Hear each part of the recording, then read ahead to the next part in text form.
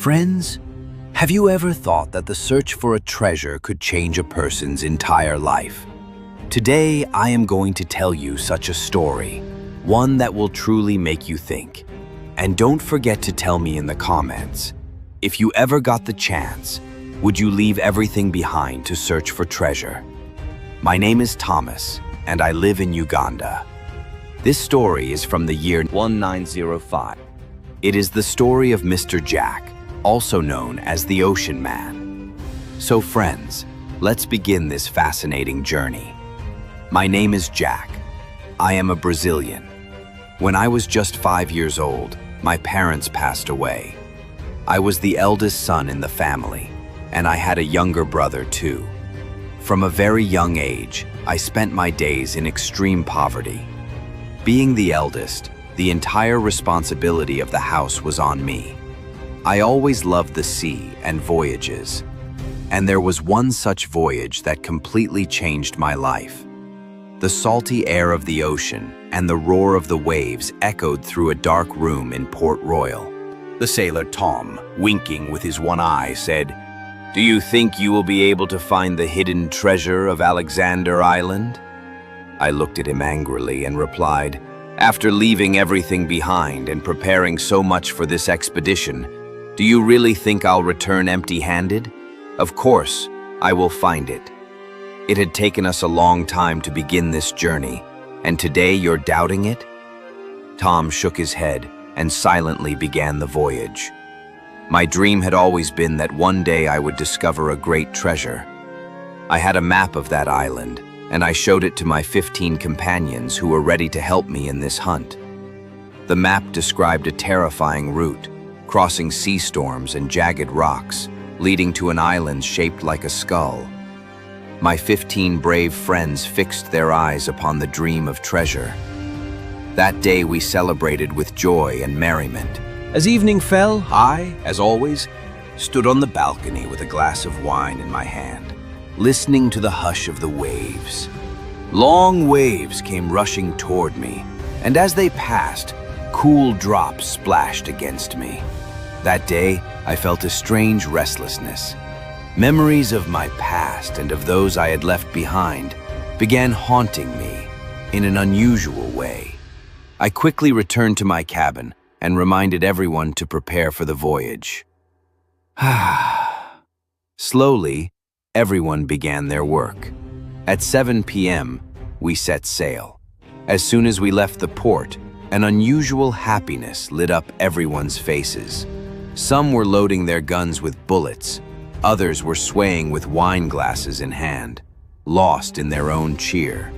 Meanwhile, I showed the Alexander Island map to the sailors above deck.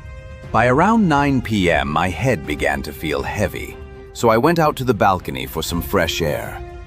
The twinkling stars and a thin veil of clouds made the weather enchanting. A cool breeze brushed gently against my ears. After enjoying that moment, I went and sat near the sailor Tom, watching the waves ahead. At some point while sitting there, I drifted off to sleep. Suddenly, around 11 p.m., I woke up. I hurried down to the balcony and saw massive waves rising toward us. When I looked up at the sky, it was covered in thick black clouds. In the next instant, a violent storm shook our ship. I immediately rushed to Tom. For about 15 minutes, the storm raged fiercely, and then slowly it calmed. I went below to talk to my companions. I told them it would take us about 25 days to reach Alexander Island, and so 22 days passed inside the ship. On the 23rd night, around midnight, we were talking, and I told them that by 3 or 4 a.m. we would finally see Alexander Island. After about an hour of conversation, I went to the balcony. It was now 1 a.m. All of us were prepared in our places, knowing that as soon as we reached Alexander Island, we would head straight for the treasure. The sea waves were eerily calm, as though the water itself had frozen. Inside, I was filled with happiness. I thought the weather had favored us. But fate had something else in store that perhaps we could not understand. Without warning, a violent storm struck, giving us no chance to even think. Its power was so immense that it hurled our ship against a massive rock. I immediately warned everyone to hold tightly to their places. After a while, the storm calmed. We thought everything was safe again. But soon after, seawater began to seep into the ship, and slowly it started to sink. I rushed above deck and realized our ship had almost completely sunk. Only the top part remained above water. Everyone screamed in panic. We had no other option left to survive. We couldn't even swim because our ship was stranded in the middle of the sea. We tried everything possible to save ourselves, but in the end, our ship sank completely. The heat of the sun, the chirping of birds, and the cool water gently touching my feet. Just then, my eyes opened. I found myself lying on the shore. I tried to get up, and after several attempts, I somehow managed to stand. In front of me was a vast ocean, nothing but water stretching endlessly. I stood there, a lonely man in torn clothes. Looking at all that water around me, I realized our ship had sunk. But how did I end up here? And where were my friends? Then my eyes fell on a large piece of wood, shaped like a small boat. Perhaps I had floated here, clinging to that makeshift raft, though I had no memory of it. Suddenly, I began shouting and calling out loudly. I called each of my friends by name, but there was no reply, only silence. My head and body ached so badly that I could barely walk. Somehow, I took off my torn shirt, tied it to a long piece of wood, and leant it high into the ground, hoping that someone might see it and come to rescue me. The entire day I sat on the seashore, surrounded by water, the roaring waves, and there I was, alone on a deserted island. As evening fell, fear started creeping into me. I had no food, no shelter, and no one beside me. With the setting sun, my hopes too began to fade. I thought perhaps I would have to spend the night here on this island. Still, I clung to the hope that maybe a passing ship would notice me and take me away. Looking around, I saw a forest not too far away. The thought of wild animals terrified me. On top of that, hunger struck me hard. I kept thinking for a while and then walked towards the sea, bringing back a few fish. But the question was, how would I cook them? There was wood around me, but how would I make fire? I gathered some dry sticks, picked up 2 small stones lying nearby, and struck them together until sparks flew. At last, I managed to light a fire. I roasted the fish and ate, finally satisfying my hunger. After that, I sat further away, keeping the fire burning in front of me, and gazed at the stars through the night. I couldn't even sleep, for fear of wild animals lurking in the forest. Like this, morning arrived. Thanks to the fire, I hadn't felt the cold during the night. But as the sun rose higher, the scorching heat began to trouble me again. I moved to a corner and, just like the previous day, sat facing the sea, waiting, hoping for a ship to appear. By noon, I caught fish again, roasted them, and ate. That day too, as the evening sun dipped below the horizon, my hope broke once more. In the afternoon, I had slept a little. That night, too, I spent the entire night the same way, staring at the stars in front of the fire. After staying for 2 days, I hadn't seen any dangerous wild animals around, so I would sleep during the afternoon and stay awake at night. 10 days passed like this. On the 11th day, I was sitting on a rock, surrounded by nothing but water. My hope had broken in front of that vast ocean. I thought that until some way to return appeared, I would need to make a place to live.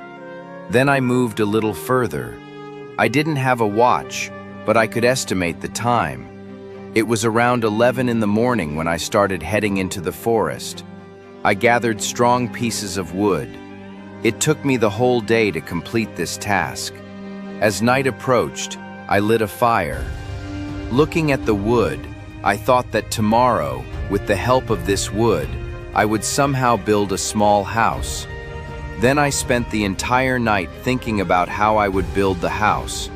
I had nothing except this wood. The next morning, I began arranging the wood. While I was arranging the wood, suddenly I remembered my wife and my 2 sons. I paused for a while, setting the wood aside, and started thinking. The day I was preparing at home for the ocean journey, my wife was completely against this trip. She kept trying to convince me not to go. I assured her that once we found the treasure, we wouldn't need to work for the rest of our lives. Still, she wasn't ready to agree. She gave me 2 options and said, "Either you go on the journey or you stay with us." Without delay and without thinking much, I chose to go on the journey. My wife and 2 sons left the house immediately. I didn't even try to stop them. Perhaps today, I am repenting for that sin. As I kept thinking, tears started flowing from my eyes. Once again, I got back to my work. Despite having nothing, I managed to build a small house to live in within 10 days, with great difficulty. I didn't even have proper clothes to wear. I was just in a torn pair of pants and a vest. Then I brought large leaves from the forest and made them into clothes to wear. As for food, I survived on wild fruits and fish from the forest. Every day I lived with the hope that some ship might come this way. A year passed like this. During that 1 year, I also tried many times to build a boat. But the boat I made was so small that it could never cross such a vast ocean. By now, all my hopes had vanished. One day, I sat on the shore of the ocean, thinking that I had spent a whole year alone in this place. There was no human in sight, only this vast ocean. Being alone had become a habit for me. Then I thought, perhaps this was how my life was meant to be. I had come here in search of treasure, but what I didn't realize was that I had already left behind the most priceless treasure of my life long ago. Every day, I remembered my family, and my days passed just like that. Years went by, and 30 years of my life passed this way. Yet I remember every single day of those 30 years. One day, I was sitting on a rock, once again lost in my old memories. Even though 30 years had passed, the wounds had still not healed. After a while, I saw something in the distance. I looked closely. My eyes widened and goosebumps ran over my skin. I stood up immediately. I saw a large white ship approaching from afar. I started running and shouting in all directions. Then, standing on the rock, I waved large leaves in my hands. In that moment, the hope I had lost in this ocean awoke once again. As soon as the ship came closer, I ran to the shore shouting. But some people stood there pointing guns at me. I immediately raised my hands and said, "I am human. I am trapped here. I have been stuck here for 30 years. I don't even know what all I said to them that day." Then, some of them stepped forward and started searching me from front to back. Slowly, 14 to 15 people surrounded me. One of them said, "Everyone, lower your guns." Looking at my long beard, long hair, and leaf clothes, they said, "You're not some wild man, are you?" I then told them my entire 30-year story. Their eyes grew wide as they listened. One of them said, "That ship was lost at sea. We read about it in the newspaper 30 years ago." Then they asked me how I had survived alone here for 30 years. They asked how I built my house and about the wild animals here. I told them everything, step by step. They were astonished to hear it. Then I made a request. "Will you take me with you?" Immediately they all said, "Why not? Helping you is a great thing for us." I happily agreed to go with them. Since I had nothing with me except my wild attire, they even gave me proper clothes. All I could think about was going straight to my home in Brazil first. I wanted to apologize to my wife and children. With joy in my heart, embracing all 30 years of pain, I boarded the ship. For a moment, my feet froze, as if someone were pulling me back. I turned and looked behind. I stood there staring for a while. Then I asked them, "Can I see my home one last time?" They said, "Of course, definitely." I got off the ship and, looking around, went near my house. I ran my hands over my home, as if it were my child. I held on to the house for a while and cried, because 30 years of memories were locked within that house.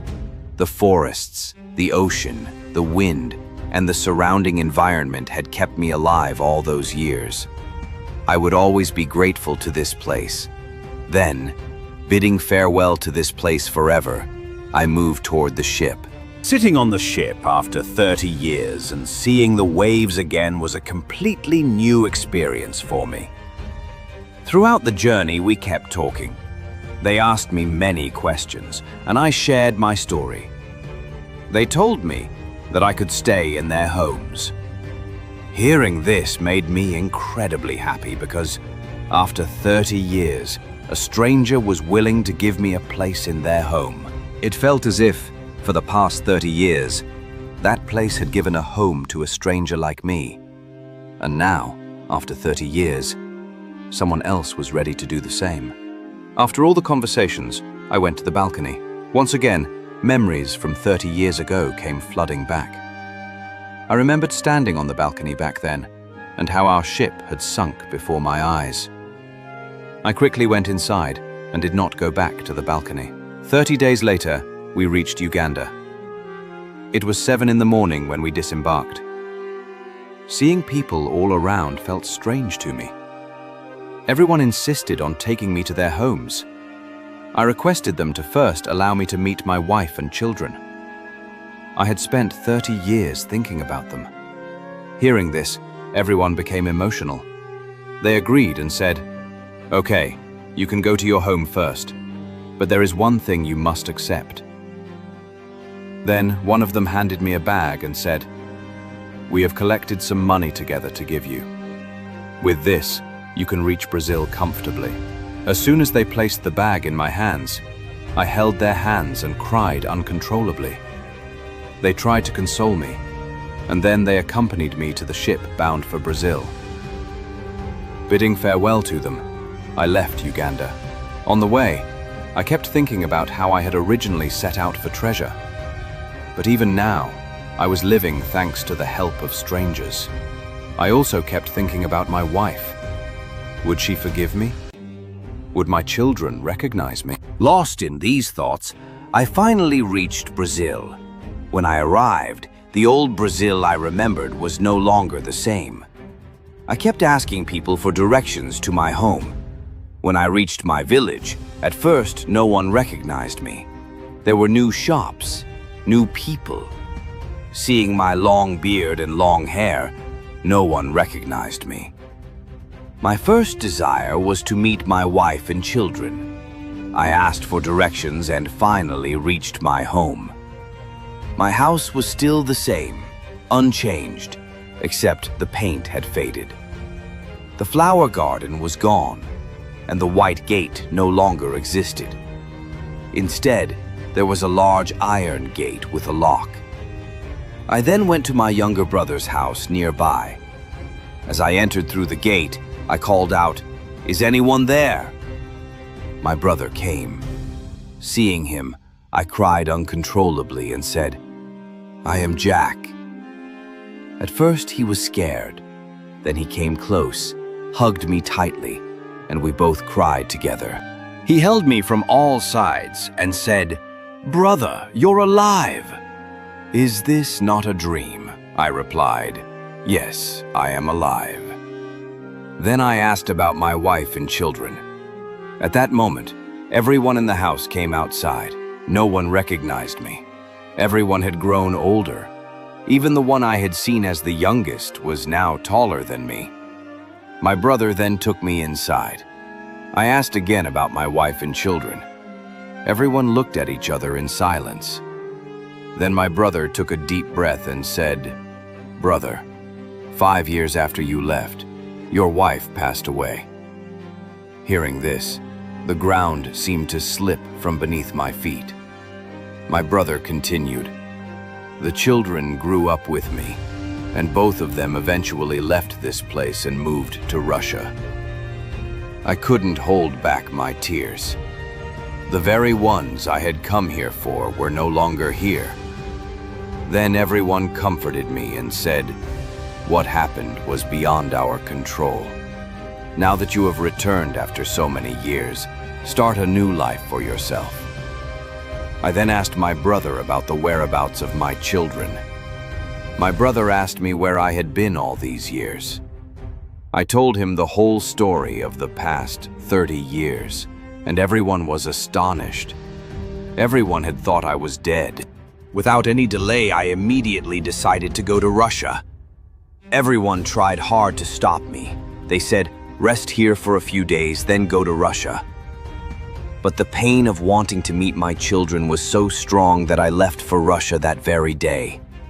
When I reached Russia, my condition was worse than before.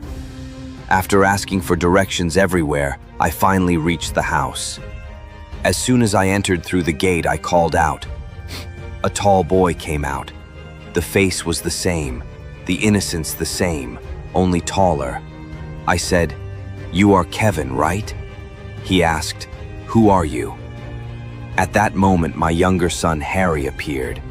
He hadn't changed much either, only slightly taller than before. Then my elder son looked at me closely. I asked, "Do you recognize me?" He remained silent for a moment, then called out, "Papa," and started crying loudly. He hugged me tightly. My younger son also ran to me crying. After 30 years, I was finally embracing both of my sons. That moment was the most precious for me. Truly, today I had found my treasure. They then brought me inside. I kept looking at everyone. Each of them had their own families, and everyone was very happy. I even saw a little grandson who looked just like his grandmother. I stayed in Russia with them for 2 years. Most of my days were spent with my grandson. Yet, deep inside, the grief of losing my wife was still eating away at me. One day, I was sitting quietly. Then my 30-year-long story came back to me, and I began to realize that I had been leaving everything behind wherever I went. First, I left my family. Then I left that oceanic home for 30 years. And when I returned, I lost my wife along with my home in Brazil. Now, I am in this unfamiliar city. Even though I am happy with my children, the feeling of loneliness still gnaws at me. I have my grandson, and I spend the whole day happily with him. My grandson looks exactly like my wife. My son and daughter-in-law love me very much. The next day, I called my son, daughter-in-law, and grandson into the room. I said, "Look, I am very happy with all of you. The love you have given me, I will always cherish." As I said this, my elder son came close and said, "Why are you saying this? We are your children. If we didn't love you, who would?" Everyone gathered around me and sat down. I said, "Even after everything, the pain of losing your mother still eats me from inside. Perhaps I will never be free from this sin in this lifetime. I only wish to make amends for my sins. That is how I will find peace." Then my younger son asked me, "What do you want to say?" I smiled and replied, "Son, grant me one permission. I want to return to the place where I spent 30 years of my life." Hearing this, my grandson came and held my hand, and everyone started crying. My son was not ready to hear this, but I folded my hands and pleaded with them. Finally, they set a condition. My son said, "Father, we cannot stop you from your wish, but we cannot leave our work and family here. However, we will come to see you every 2 to 3 years." Hearing this gave me a sense of relief. I was very happy that day. I collected many things to take with me. Then I called my elder son and asked him for a picture of his mother. He tearfully handed me a photograph, which I looked at for a while before placing it in my bag. That night, I could not sleep at all. The next day, I bid farewell to everyone forever. My grandson ran to me saying, "When I grow up, I will come to you." With tears in my eyes, I left with my 2 sons. We reached the port around 11 in the morning. My sons were deeply emotional. I boarded the ship and said, "There's no need to worry about me, but never leave your family and life. Consider this lesson as a treasure from your father to keep forever." Then I bid farewell to everyone forever and went inside the ship. I sat on the balcony, lost in those old memories. 25 days later, I reached Giant Island, the place that had held me, a stranger in its embrace for 30 years. As I approached, I saw my house covered in dust and cobwebs, just as I had left it. This time I had brought a lot with me. I brought seeds of rice, wheat, vegetables, and fruits. I also brought some utensils. My children had sent me plenty of food supplies and some money, though money wasn't really needed here. Everything I had was a gift from my children. Gradually, I started farming there. 25 years passed this way without me realizing it. During these 25 years, my sons came to visit twice. This place is very remote. One day I was sitting on the shore of the ocean. I rarely saw ships, but in the distance I noticed one approaching. As it got closer, I realized it was my old friends from Uganda. They were amazed to see me again in that place. They ran up to me and said, "How are you here again?" I told them everything that had happened. They were astonished to hear my story. They said, "All right then, your wish is yours, but we will continue to visit here and spend some time with you." Then I showed them my garden, full of flowers, and my farmland, where I had sown rice, wheat, and vegetables. Seeing this, they were extremely happy. They stayed with me for about 15 days. When they were about to leave, I made a request. I said, "Will you do a small favor for me?" They happily replied, "Of course." Then I said, "I have written the story of my 85 years of life in a diary. Will you publish this diary someday? I don't want anything in return. Just please get it published if possible." They replied, "Why not? We will surely publish your life story." And so, I handed the diary to them. Friends, the greatest treasure in life is family. Never make the same mistake I did. There is no treasure greater than family. My name is Thomas, and I live in Uganda. With me are my friends who helped immensely in publishing Mr. Jack's, whom we affectionately called the Ocean Man story. Their names are Arthur, Albert, Harul, and Walter. We continued visiting him, and at the age of 95, Mr. Jack, the Ocean Man, passed away. This was the priceless story of our great Mr. Jack, the Ocean Man. So, friends, this was today's story of Mr. Jack, the Ocean Man. If this story touches your heart, please like it.